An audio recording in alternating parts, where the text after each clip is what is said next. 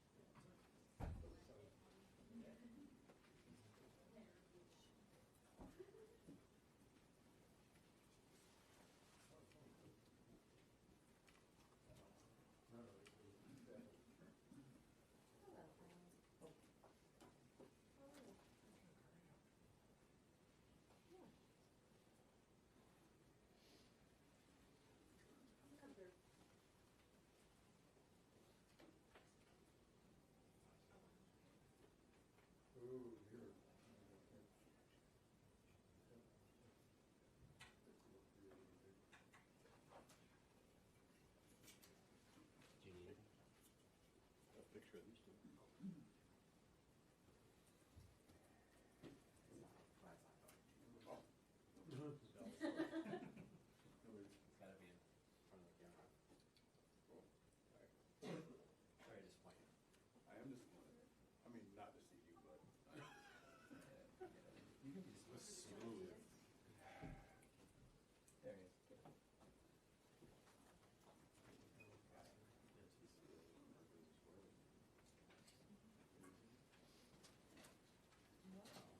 Heads up.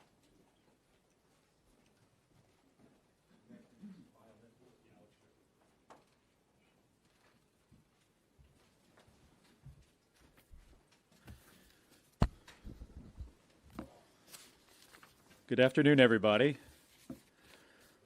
Yesterday, we saw the great lengths that Donald Trump and his administration will go to abuse power in order to silence and intimidate anyone who disagrees with them. We learned through the media that federal prosecutors tried and failed to get an indictment of us from a grand jury.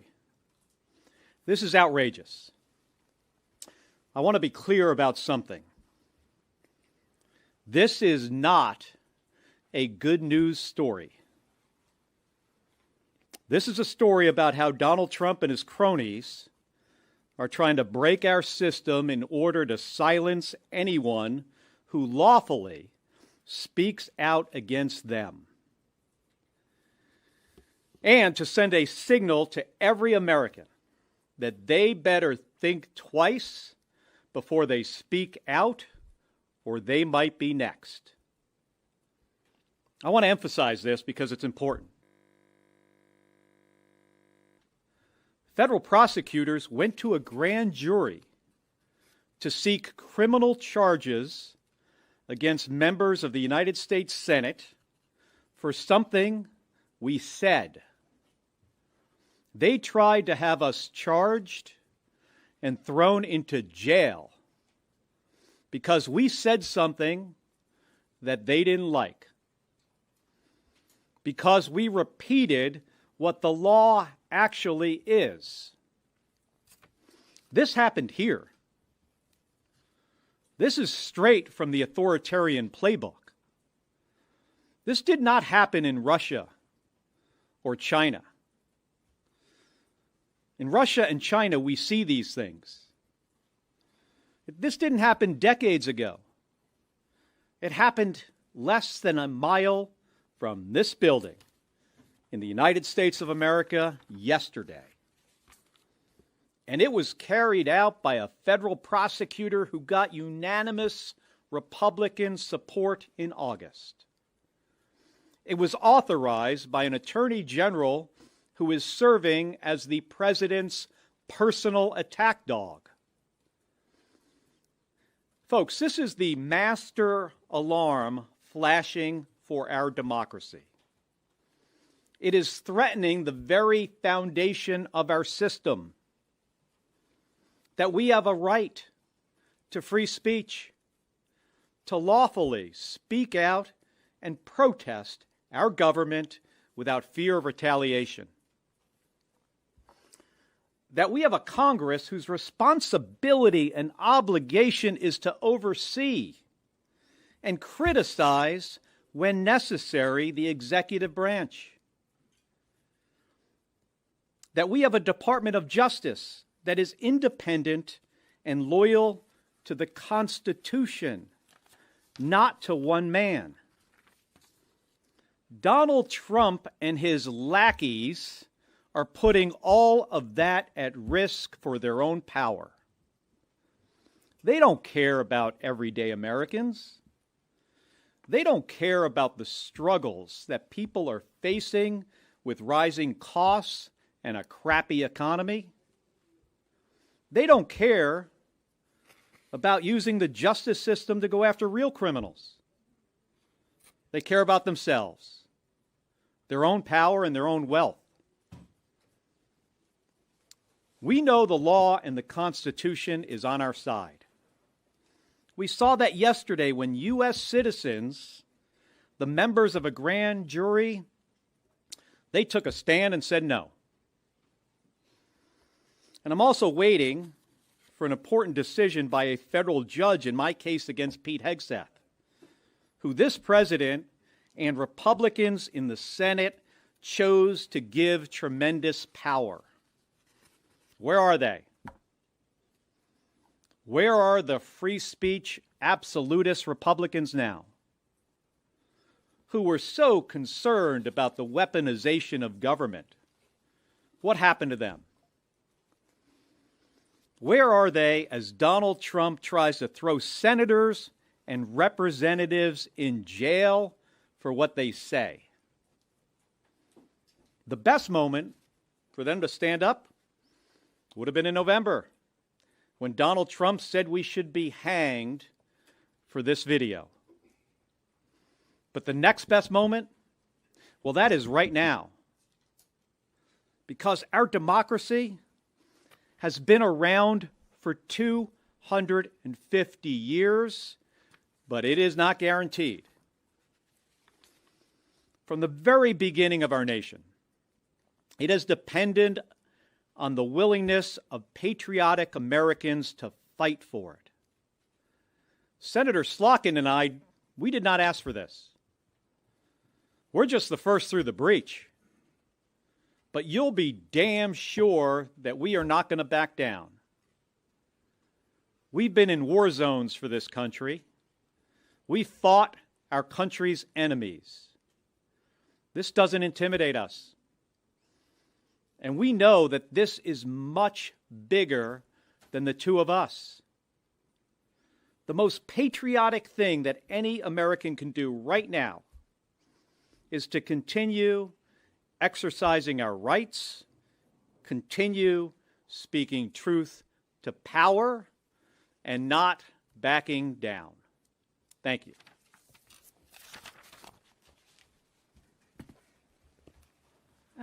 Good afternoon. Well, as you heard last night, at the direction of President Trump, U.S. Attorney Jeanine Pirro attempted to persuade a grand jury to indict us on criminal charges. If things had gone a different way, we'd be preparing for arrest. Fortunately, her attempt failed, and a group of anonymous Americans upheld the rule of law and determined that this case should not proceed. Just to review the bidding, this started with a 90-second video in November that a group of us organized, all of us with military and service backgrounds, simply restating the law in the Uniform Code of Military Justice, that military members had a duty to refuse illegal orders. We said nothing more than everyone from Secretary Pete Hegseth and Attorney General Pam Bondi have said themselves out of their own mouths. For that, President Trump said that we should be investigated, arrested, and ultimately hanged. And that's exactly what he had Pirro and Bondi do yesterday. They had opened an inquiry in December, they carried it forward in January, and when we refused to sit for a voluntary interview, in 7 days' time, they went in front of a grand jury. But to be clear, this is not about the content of this one video. Let's call it for what it is. The president is using our justice system to weaponize against his perceived enemies. I think that we've come to a really sad moment in America where the paradigm of leadership has come in completely reversed. In 2026, instead of looking to our elected leaders like the president as setting an example, it is now up to individual citizens in their private capacity to uphold the values of democracy, free speech, liberty, justice. As Mark said, this is an authoritarian playbook that many of us have watched play out abroad over and over and over again, except now we're seeing it in the United States. Yesterday, 20 anonymous Americans who we will never meet, who made up that grand jury, told us more about the values of America than Jeanine Pirro or Pam Bondi or certainly this president. Small business owners, a mailman, a teacher, we have no idea who they are, but just like people in Minneapolis, the people on the ground who understand the values of this country are the ones currently upholding it. So with those small acts of bravery, our country and our values hang in the balance. Now, this entire episode was really not about us. The president went high and right after our video, tweeted about us 12 times, kicked off both physical intimidation and then legal intimidation. The intimidation was the point, to get other people beyond us to think twice about speaking out. But the real question is, if the president can do this to us, to sitting senators, who else can he do it to? What can he do to a business leader, to a community leader, or to the mom on TikTok who goes viral because she's criticizing the president? We hope that the news today is the end of the investigation, but hope is not a strategy. The president could easily watch this press conference, go high and right again, kick off another cycle of physical intimidation and legal intimidation. So we need to stay on offense. And I think both Senator Kelly and I have kept all of our legal options open as we go forward. Some of you know that I recently lost my father a couple weeks ago. And my father taught me two things. He taught me right from wrong, and he taught me to love this country. Senator Kelly and I have both served our country. We have risked our lives for our country. This country has given me everything. So if we have to sit here and take physical intimidation and legal intimidation to uphold the country we love, we will happily do that. We know right from wrong. Whether you voted for President Trump or you voted for Kamala Harris, we know right from wrong. And weaponizing the legal system against people for basic freedom of speech goes against everything we were taught since third grade. And I'm more than happy to defend it. Questions? Yeah. You both declined to sit down for interviews with the Justice Department as they reached out to you.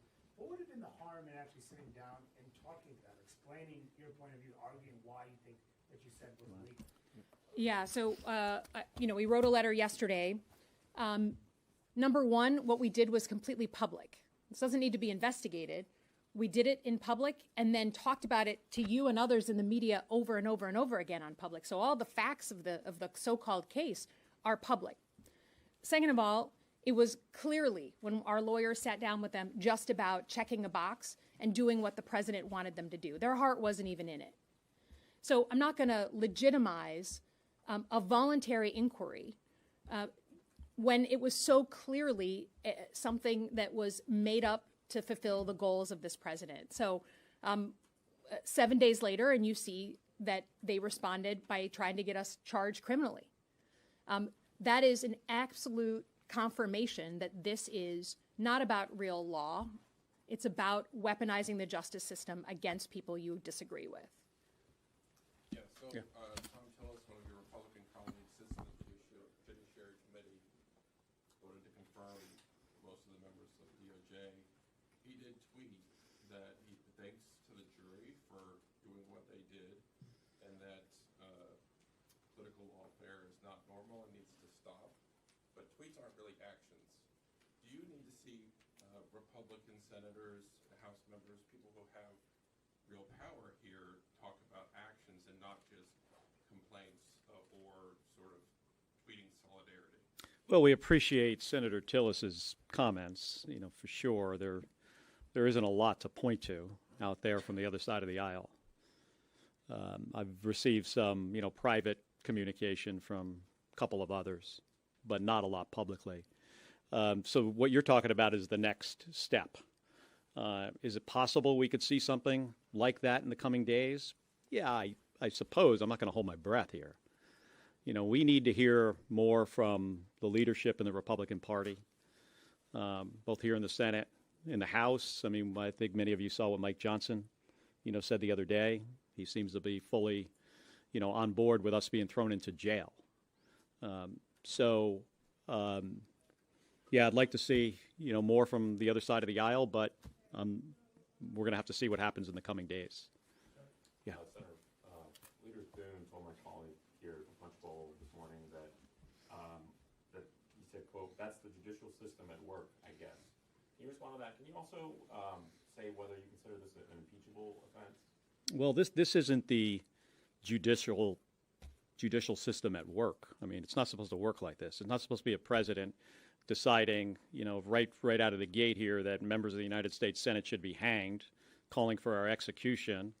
And then I guess when he realized that was not a good idea, or somebody told him, that's ridiculous, then he went with prosecution for something that is in the First Amendment. And by the way, this isn't just obviously about us. This is you guys too. You're going to find yourself in the same situation that Don Lemon is in if this continues the way I think the president and the people who work directly for him would like it to continue. So, I mean, I hope to hear more from Leader Thune about this. I guess this is the way the system is supposed to work. Well, if you go back historically and look at how often or how infrequent somebody does not get indicted when they go in front of a grand jury, it is very rare that this happens. In 2013, there were 165,000 indictments. There were 5 that were not successful. Just 5. This process has a 99.997 success rate. Yes, I did the math for 2013. I don't know what it is this year. It's hard to find the data.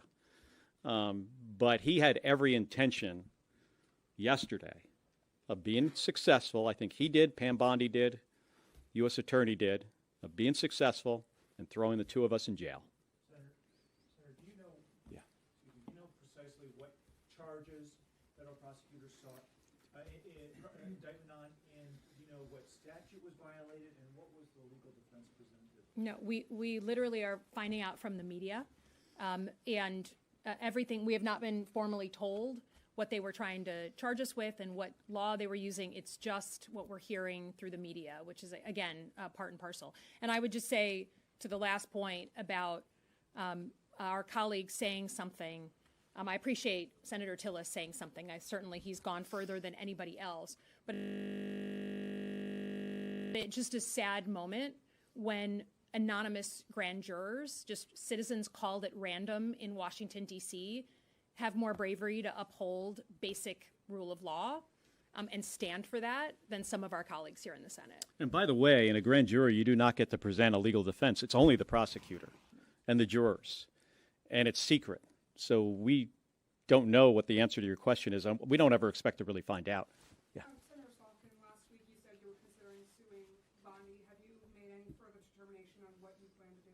Yeah, so last week we just sent a letter in line with the law asking both Bondi and Pirro to retain all their records should I choose in the future to sue, under my constitutional rights. And then earlier today, we sent a letter back to them saying, okay, after the failure in court yesterday, can we please confirm with you that this is over, that you're not going to try yet another attempt at investigation, arrest, prosecution, et cetera, et cetera. So I'm keeping all my options open. Obviously, Senator Kelly has already moved in these ways. But I think I had a real epiphany in December when the first FBI inquiry paperwork came over. I had a lot of people tell me, just sit quiet, keep your head down, let Christmas happen, and this will hopefully all go away, right? And you go into Christmas break and you're not talking about politics during the holiday season. And I came back, and January 5th, here's another piece of paperwork now from the Department of Justice and Puro saying, no, we're pursuing this. So sitting down and taking it and being quiet doesn't actually make you safer. Going on offense seems to be the only way to get their attention. So I certainly reserve that right of keeping all those options open. So you answered my question on what your legal options are going to be, but I have two questions. Do you anticipate this to be the end of the road for this, or do you anticipate them to continue to try to do something in this regard? And also, have you heard from any members of the military who have heeded your advice, the idea that they have ignored what they deem to be illegal orders? Well, the first part of your question, I don't put anything past them. Donald Trump has a pretty limited, capacity to move on from things, and he doesn't take bad news well, and he's got quite the ego that I think it makes it difficult for him to move on and see what the writing on the wall here is. He should know that the Constitution is on our side. Second part of your question about people reaching out to me, of course, many, including 3 and 4 stars, retired service members, who have told me that they have changed what they do and what they say publicly in their retirement because of what has happened to us. That's already happened. I hope in time that corrects itself when they see that Senator Slotkin and I standing up to these bullies, to this administration that clearly does not care about the Constitution or the rule of law, that assuming we're successful in this over a period of time, that will correct itself, and members of the military will, former members, retired service members, and veterans, and all U.S. citizens can get back to a place where they feel free to exercise their First Amendment rights. I feel very firmly that the president has created a climate of fear, whether it's our universities, our media, CEOs, and the impact of his tariffs, that everyone is self-censoring themselves because they're scared of physical intimidation and legal intimidation, the spotlight being placed on them. And so I think we just made the clear decision that we're not going to go down like that, because it doesn't get better. It just gets worse. And if fear is contagious, hopefully so is courage. And I think right now, certainly I'm drawing inspiration from, people like the grand jury, people like folks peacefully protesting in Minneapolis. I think the common citizen right now is showing the country and the world how to stand up for the values you believe in. But many leaders around our country have gone quiet and put their head in the sand because they fear retribution from Donald Trump. I'm sorry, you mentioned retired service members, but have you heard from any current I have. service members who Yes. have said, I feel Yes. worried about the idea that I might be Many times. going, okay. Yep. Just to follow up on what Frank was asking, have you heard from service members who have said that they have not followed orders that they believed were illegal in response to your videos? I have spoken to people, current and former, who have dealt with this issue. Sure, I mean, you see them on TV, often, on cable news. They talk about often JAGs, who wound up, in this situation, or senior leadership, that have said, on occasion that they have, dealt with, this issue. But it's pretty black and white. I mean, it's on a plaque, at West Point. When the law and orders are in conflict, you follow the law. It's something we're all taught. I was taught about this in naval science class at the U.S. Merchant Marine Academy. Some people are reminded of this, depending on what kind of unit you are in. You're reminded of it frequently, but not everybody. It was a very simple message. But yeah, I mean, that is something that happens on occasion to people who serve, especially if they serve for a long period of time, and if they serve in roles where they are, directly involved in combat operations. What would you say, or to someone who's not a U.S. senator can't go on offense if they get into a situation like this? And my second question is, what type of toll emotionally has this taken on you guys, if anything? Well, I mean, I think part of the reason, certainly I'm doing it, and I think both of us, is because if the average citizen had the physical threats and then the legal threats that we've been facing, you understand why people just go to ground, right? Just the ability to hire a lawyer, right? And as a senator, I have the ability to stand up a legal defense fund and help pay for the lawyer that I need to defend myself. The average citizen can't do that, right? And the average citizen doesn't get Capitol Police when there's 24/7 threats against you and your house and your family and your parents. So I feel like I'm doing it because others cannot. Again, I think they're trying to send a signal to others to deter them from speaking by watching what we go through. And then, I would just say both of us have served in dangerous situations. Both of us have put our lives at risk. Neither of us enjoy this. I certainly have worked alongside the FBI and the Department of Justice as a CIA officer my entire life. I have great respect for what the career professionals do. They keep us safe every single day. So I don't enjoy waking up and having those same organizations targeted and pointed against me for freedom of speech. I don't. But he's counting on us to feel weak in the knees and to bow out. And I think that's why we went the opposite direction, was to say that point directly to the president. Yeah, I mean, this has not taken any kind of emotional toll on me. And I'm pretty sure with Senator Slotkin, too. I mean, we've been through, both of us, harder things than this. And we're not going to let the president do that to us. And I really think he picked the wrong two people to go after. We have time for one more question. Right there. Yeah, press you further on Mike Johnson's comments yesterday. Yeah. After they failed to secure the indictment. He said you should be charged because if you're obstructing law enforcement and getting in the way of sensitive operations. We're obstructing law enforcement? Is that what he said? I think Mike needs to go back to his office and seriously think about what he says publicly. Maybe he was caught off guard. I'll give him maybe a little bit of the benefit of the doubt, but he should really clarify this. He's the Speaker of the House of Representatives. He's one of the most powerful people in this country. And if he's going to side at every moment with this administration when they are clearly not on the side of the Constitution, I think he's got to really evaluate why he is there and who he is really serving. Yeah, I would just say, again, in 2026, I think the paradigm of leadership is on its head. If the Speaker of the House is just going to do whatever the president says in a separate branch of government, no matter whether it's right or wrong or whether it upholds our democratic values or not, then he has some lessons to take from grand jury members, from peaceful protesters, from people who understand the values of the country. And the way that some of our colleagues have ceded their leadership as a separate branch of government,